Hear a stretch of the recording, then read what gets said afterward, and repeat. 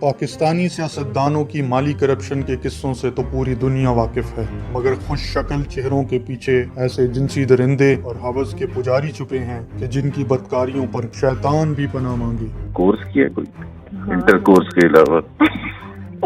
خوش ہو جائے نا آپ بھی۔ ٹھیک ہے، خوش کھڑا ہو گیا۔ یہ موصوف سابق گورنر سندھ محمد زبیر ہیں، جس کے ننگے کرتوت خاموش فلموں کے اداکاروں کو بھی پیچھے چھوڑ دیں، کبھی میڈیا میں ملازمت دینے کا چھانسا دے کر تو کبھی ڈرا دھمکا کر متعدد معصوم اور لاچار لڑکیوں کو اوپر نیچے ہر طرف سے دبوچنے میں بھرپور مہارت کا مظاہرہ کرتے ہوئے ان ننگی ویڈیوز میں دیکھا جا سکتا ہے۔ دیکھیے ان کے اندر کا جانور کیسے اچھل اچھل کر باہر آ رہا ہے۔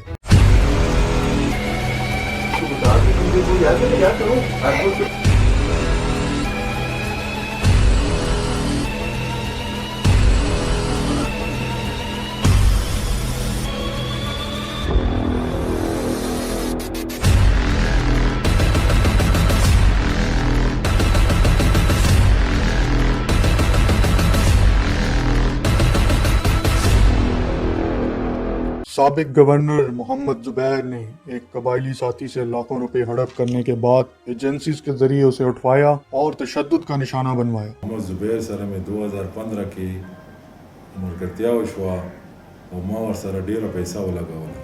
ملګرتیا زموږ هله روانه شوه چې کله ما خپل د پیسو تقاضا وکړه. په 2020 کې مارګله روډ اسلام آباد ته یې زه راوبللم چې ما سره ملاقات وکړي. ماښام ټایم کې دی راغی خپل ګاډو کې او ورسره ایجنسیانو والا هم او دې ځای هم اوچت کړم. دې ذلیل او ظالم انسان ما باندې ډېر ظلم وکړو. زه هلته هغو ډېر ووهلم، بیا یې زه بلوچستان بارډر ته ورسېدم۔ سابق گورنر سندھ اور مسلم لیگ نون میں نواز شریف کا ترجمان ٹی وی چینلز پر تو اپنی پارسائی کا دعویٰ کرتا رہا ہے، مگر کراچی کے عواری ہوٹل، گورنر ہاؤس اور اسلام آباد کے فارم ہاؤسز میں جو بھی مجبور لڑکی ان صاحب سے ٹکرائی اس کی شلوار اتارتے اس نے ذرا بھی دیر نہ لگائی۔ سابق گورنر نے اپنی حیثیت اور عہدے کا ناجائز فائدہ اٹھاتے ہوئے مہوش، لائبہ، سیما، سدرا اور غزل سمیت 10 سے زائد لڑکیوں کو نوکری کا جھانسا دے کر اپنے یار شہری کے ساتھ مل کر حوث کا نشانہ بنایا۔ اگر کسی لڑکی نے اس جنسی بھیڑیے کے ساتھ سونے سے انکار کیا تو اسے جان سے مارنے کی دھمکیاں دینے پر ذرا بھی شرم و حیا نہ کی۔ ذرا گفتگو ملاحظہ کریں۔ میری ملاقات محمد زبیر سے ہوئی۔ انہوں نے مجھ سے وعدہ کیا کہ وہ مجھے کسی میڈیا چینل میں